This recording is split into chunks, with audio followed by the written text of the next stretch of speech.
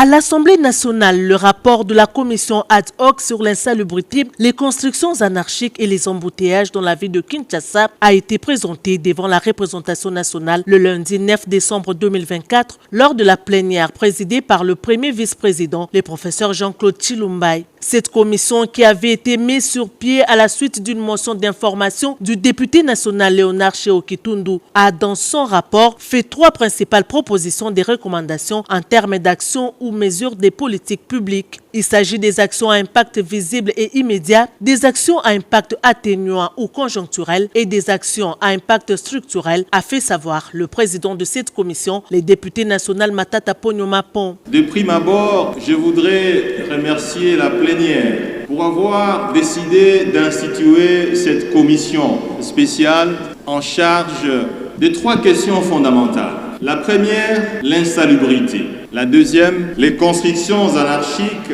Et la troisième, les embouteillages. Kinshasa, la capitale, considérée aujourd'hui comme la ville la plus sale du monde, celle qui il y a quelques années, quelques décennies, était Kinshasa la belle, ne mérite pas de rester dans cet état. Nous avons déclaré recevable par la majorité des députés nationaux présents à l'hémicycle. Ce rapport a été par la suite soumis à un débat houleux qui a permis aux élus de se succéder au perchoir pour apporter leur contribution et donner leur avis quant à ce. Même sur la rue, vous allez voir, il y a des matériels de construction qu'on expose et qui dérangent la circulation, qui laissent de la saleté. Donc ça, ce sont des choses que nous devons éviter. Il y a aussi la mise en place d'une entreprise de ramassage des poubelles. Ça, j'ai oublié d'évoquer ça quand j'ai pris la parole. Et c'est aussi une des recommandations. Mais il faut qu'il y ait une entreprise, une des sons où on était des petits ici dans la ville. Moi, je me souviens encore, il y avait une entreprise qui s'appelait Pénan. Si les Pinois peuvent avoir une idée de cette entreprise, c'était une très grande entreprise qui gérait des entreprises, qui gérait des poubelles, qui gérait la santé dans la capitale. Mais ça n'existe plus. Nous avons une entreprise. Honorable, bref, qu'est-ce que vous proposez à la suite de cette... Ce sont 3 points. Ça, j'ai parlé de la salubrité. Sur ces points-là, ce sont quelques propositions que j'ai faites. Maintenant, par rapport aux embouteillages. Les embouteillages, j'ai dit qu'il y a un plan directeur des transports de la ville de Kinshasa qui existe depuis belle lurette.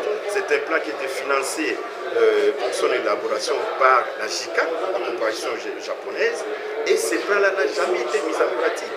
Donc c'est un très bon plan des transports de la ville de Kinshasa. Si aujourd'hui les autorités arrivent à mettre en place ces plans-là, nous allons voir les embouteillages selon raison. Et le dernier point, c'est les constructions anarchiques. J'ai proposé comme en Côte d'Ivoire, le gouvernement ivoirien a détruit des quartiers tout entiers pour construire des quartiers modernes. Comment, ici dans notre pays, vous allez voir quelqu'un qui construit sur la voie publique, il n'est pas inquiété. Vous allez voir quelqu'un qui construit sur les emprises publiques, par exemple les caniveaux, les terrains, tout ça, tous ces espaces publics-là qui sont envahis aujourd'hui. On doit démolir toutes ces constructions pour permettre à ce que la ville soit fermée. Honorable, merci. Ce sont mes 3 interventions. Merci beaucoup. Des potentialités immenses dont dispose ce pays. Je ne suis pas le premier à aller dans ce sens.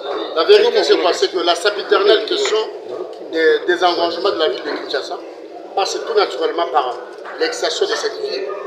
Et à partir de là, on pourrait effectivement faire mieux en allant vers les anciennes villes, dont celle de Mbandaka, de Kananga, d'Ama Indombe, vers Kiri. Et ceci permettrait à sorte que nous puissions certainement avoir un cadre idéal pour nos enfants, pour les générations futures. Parce qu'autrement, mon frère, la vérité, c'est que nous serons toujours obligés de revenir sur ce genre de débat. Tant qu'à la matière, il n'y a pas tracé manière à faire. Il n'y a pas tracé manière à faire dans la mesure où vous ne pourriez pas, avec plus d'une dizaine de millions de personnes, prétendre que vous avez d'autres solutions, sinon des mesurettes qui vous permettent à faire mieux. Pour être simple et précis, si vous êtes père de famille avec 15 enfants, vous ne pourrez pas, quoi que vous fassiez, en dépit de votre bonne foi, vous ne pourriez jamais les loger dans 2 chambres. Et Kinshasa, tout le monde peut s'accorder là-dessus, a été créé pour 400 000 habitants selon les données disponibles. Mais aujourd'hui, on est à combien? Alors, avec une telle réalité, comment voulez-vous que, malgré ce que l'Assemblée nationale peut faire aujourd'hui, en termes des rapports, en termes de recommandations, à la suite du dit rapport, on risque de rater le coche. Voilà comment moi je pense qu'il faut regarder la réalité en face. Aujourd'hui, il existe déjà un projet d'extension de la ville de Kinshasa avec une coordination placée sous la tutelle de Madame la Première ministre. Je pense qu'il faut saisir la balle au bon.